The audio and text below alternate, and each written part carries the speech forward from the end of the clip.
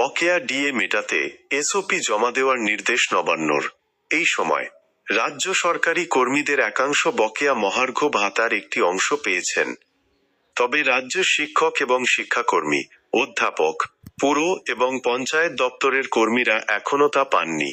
এ নিয়ে একাধিকবার বৈঠক করেছেন অর্থ দপ্তরের আমলারা।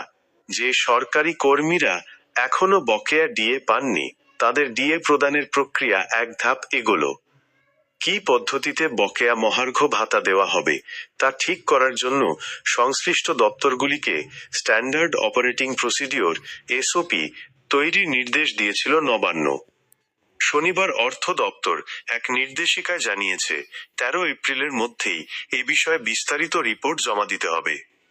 সুপ্রিম কোর্টের নির্দেশের পরে 1 এপ্রিল যারা বকেয়া পাননি সেই সরকারি কর্মীদের টাকা দেওয়ার বিষয়ে উচ্চ পর্যায়ের বৈঠক হয় নবান্নে। সেই বৈঠকেই স্কুল এবং উচ্চশিক্ষা দপ্তরের কাছে বকেয়া ডিএ দেওয়ার নির্দিষ্ট পদ্ধতির জন্য এসওপি তৈরির নির্দেশ দেওয়া হয়। সেই বৈঠকের প্রসঙ্গ টেনেই অর্থ দপ্তর জানতে চাইল, ঠিক কোন পদ্ধতিতে, কিভাবে যারা বকেয়া ডিএ পাননি তা মেটানো হবে।